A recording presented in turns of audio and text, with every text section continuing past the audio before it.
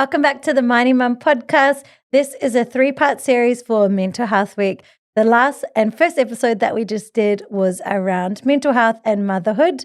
Now we're going to be talking about mental health in the workplace. So we have Amber here from Neuro Collective and Kate from Sandon WA. And how do you guys find your mental health as being entrepreneurs, female entrepreneurs, mothers, and managing all the different priorities? Oof is the answer. It's a loaded loaded question. I think our mental health is so vital to how successful we can be. I also think our mental health often takes a backseat massively because we're putting everyone else first. And I think particularly when you are a business owner and an entrepreneur, by default of that, it's a bit dicey. It's all on you. There isn't anyone that you can go, oh, HR, I need some help. Like, it's you, and you just have to try and sort of work with what you've got. I think it can be really challenging. And that's why it's so important to have these conversations and like recognize that it can be really difficult, and it can feel very lonely, I think, as well, especially if you've got people working for you. Often you're the bad guy, for lack of a better word, or you might have to make decisions or calls that are not favourable or people who don't appreciate. And sometimes you do have to make hard choices. And so it can be really hard. You would know that more than me, though, because you're in an industry. Yeah, you're just fighting fires. You become Fireman Sam at this point. Yeah, no, I definitely am a firefighter. Just putting out fires all day. To be honest, some days I'm that busy that I don't even check in. Like, are you okay? Like, on myself. I started doing this new thing where when I would drive, I would try not to make and take phone calls. And so I would just turn the music up so loud and put my phone on silent that I wouldn't actually hear it or see it going off, and just make sure that Bluetooth's not connected. And that 10 minutes in the car where it's just me driving, to and from work, that was like my debrief. Like, I didn't have to think. I didn't have to make a decision. Because if I'm taking phone calls, I'm making decisions. I'm thinking. I'm not like, I'm not just talking to people like a general chat. It's all work related, right? And I remember once I got really put on the spot in a phone call. It was a 3-way conference with 3 men that they were all prepared of what they were going to say to me, but I was not prepared. And what I should have done is gone, hang on, I'm driving, I'll call you back. And I didn't. And it was a very bad phone call. And I learned the hard way. And that was only recently. And so I think, just check in on yourself, do something. It's not going to be going to the day spa weekly. It's not going to be, an hours long walk on the beach. It's the 5 minutes here or the 5 minutes there that you can just switch off and just focus on yourself. And if you can find, mini moments throughout the day, then you can check in on yourself. I've got a really bad habit at the moment, but it is my way of unwinding and having that time to myself. Every night, like, I don't know, it depends what time of the night I'm going to sleep, but I turn on a little bit of TV, lay on the couch. I do, admittedly, maybe for the first hour, go on the laptop and work, but then for the last half an hour before going to sleep, I'm like, okay, just switch totally off. Just be in the zone, watch the TV, think about the day, let yourself get ready to go to sleep, because otherwise it's just like go, go, go, go, go from the minute that you get up. It's crazy. Yeah.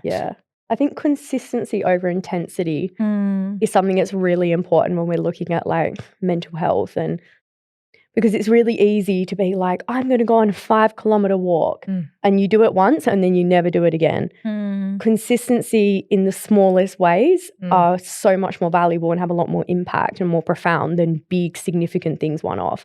So if that is, having your coffee in the morning and you take 5 minutes just to sit outside, or is it not going on social media when you first wake up? Like, you let your alarm go off and you give yourself like 10 minutes of no one hassling you, no one looking for you. Is it things like knowing that you're going to try and drink a litre of water every day? Like little consistent habits add and build.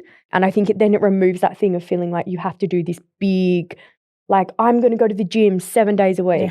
Bitch, no, you're not. No, you're not. Yeah, absolutely not. Yeah, pre-kids maybe. No, you're not. It's like, so maybe change it to, I'm going to try to move my body every day. And that could just be walking around the block. For some days, that might be walking to the post box. Like, it is what it is. But I think consistency is really important. And also just like not feeling guilty about the things that help you switch off. Like if it's a bit of a doom scroll, is it doing something mindless? Like if it's helping you and you feel good doing it, so be it. We don't always have to be productive. Yeah. We don't always have to be on the go. We can just enjoy watching trash TV. Yeah. With a glass of wine. Do love ideally. trash TV.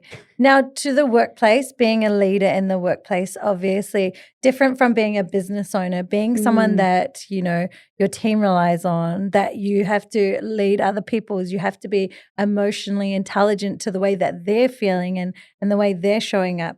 What do you think some of the biggest challenges of being a leader in this day and age is? It's not offending people. Yeah. That's just huge. Like what, you know, you might say something completely innocent, meaning a completely different thing, and anyone could be offended. So I think it's been really aware that sometimes silence is best, and sometimes not reacting to emails, you know, because I'm talking verbal and written communication, right?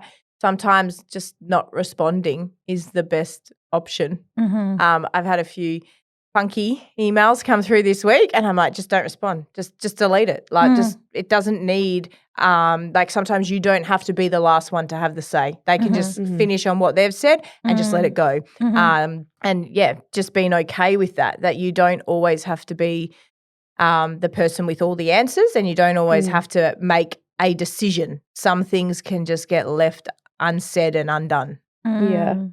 I think people is the hardest part of leadership for sure. And I think we're in an unusual position as leaders of this generation.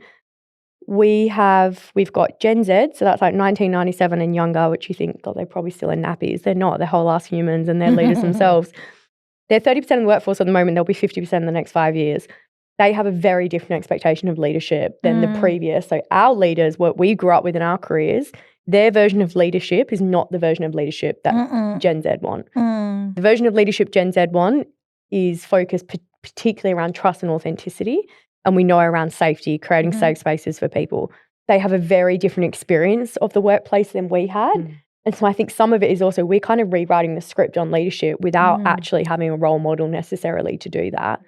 And the point you made before around like not always having the answers, absolutely love that. And I truly believe as a leader, my job is not to have the answer. My job is to ask the question. And there's a lot of power in just saying to someone, what do I need to get the best from you?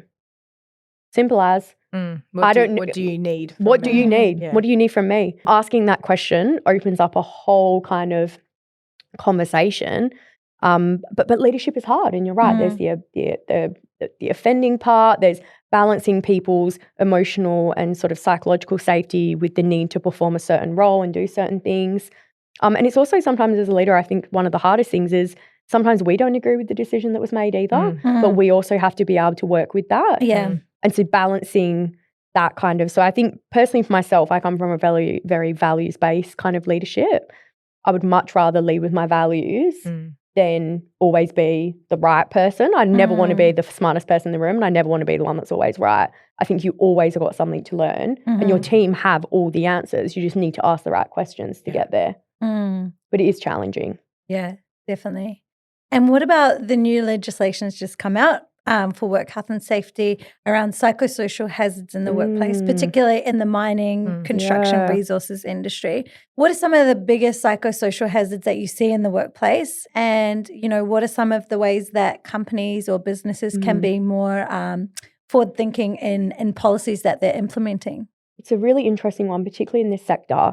So my specialisation is in this kind of space. And so from a psychosocial safety point of view, the reason that legislation was so important was because traditionally work health and safety had focused very much on physical health and safety. And we know the mining industry and construction, civil, all of those industries have led that and have led the way in the sort of physical health and safety space for a very long time. And that's around societal expectations have changed, right? Like 100 years ago, people would happily climb up high spaces with no equipment on, no hard hat. If you died at work, you died at work. It is what it is. Like it was your day to go. Like it's ridiculous. We would never expect that now. But what we also recognise now, the update to that legislation in particular and what was called out. So some of the hazards that were called out as part of that legislation are things like work demands, work-life balance, poor organisational change management, which is my background. So that's also a very interesting one. Cultural, kind of diversity and inclusion spaces as well.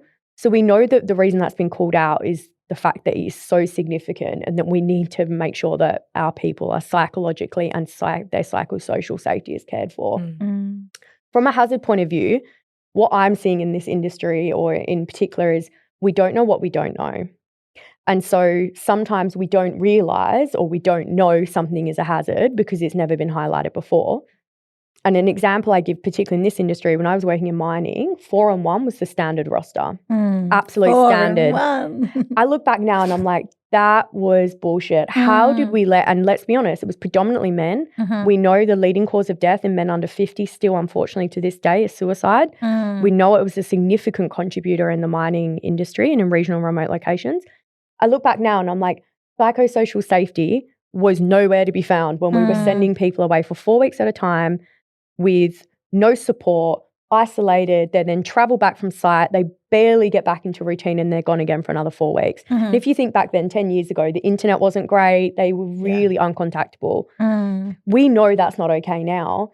So we've changed the roster. But then on the flip side of that, we know work demands. Like we all know people that are so stressed at work because they're under-resourced or they've got their expectations are too high. It can be, bless you. Thank you. It can be a real silent killer. And I think that's what we've seen and that's where this legislation has changed. I think we're doing amazing things. We're on a journey. We've still got a way to go. I think particularly safety, because psychological safety at work is so nebulous. Like how do you tangibly say we're safe, you're safe? Well, you can't because it's not like hard hats or steel cap boots where you're like, well, we gave you those. Psychological safety is so relevant to the individual. But I think we've come a long way. Do you see in this industry changes as well? Well, yeah, I mean, we have a psychosocial plan that we have to have for mining, but then we make sure that it's in our CRAWs, like in our risk registers and in our CRAWs.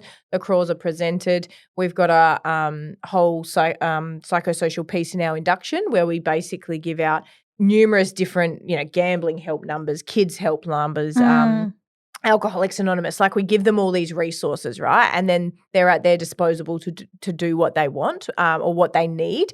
We link in with mates in construction. It's hard, but because we are a rapidly growing business and rapidly evolving, and I think so there's a lot of change, right? And it's how we manage that change and how we manage restructures and those kinds of things to keep growing at the pace that we're growing. So there is. I also know that the tier 1 miners are starting to trickle their resources down into subcontractors like we are.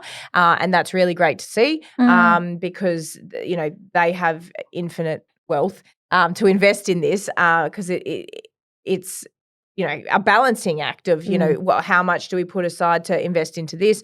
We do a lot of different, like we've got a blue mental health truck called George. He drives around, he spreads the Are You OK message. We've got pink side tippers supporting Breast Care WA. Obviously Sandon feeds into our business. So it's definitely tricky, but I suppose as a small business or medium business, you don't have to solve the problem now. You just have to make little changes and just keep little changes and consistency and the rest will follow because there is no solution. And so rather than look at it as a big overwhelming thing of I have to provide all of this stuff and I need to do it now, what small change can you make today to know that you're moving towards a future where everybody's aware of psychosocial hazards and know how to rectify them because every individual's psycho hazard will be different, like a spectrum. It's what works for one won't work for the other. So you don't have to have all the answers, but you have to be doing something. Yeah, 100%.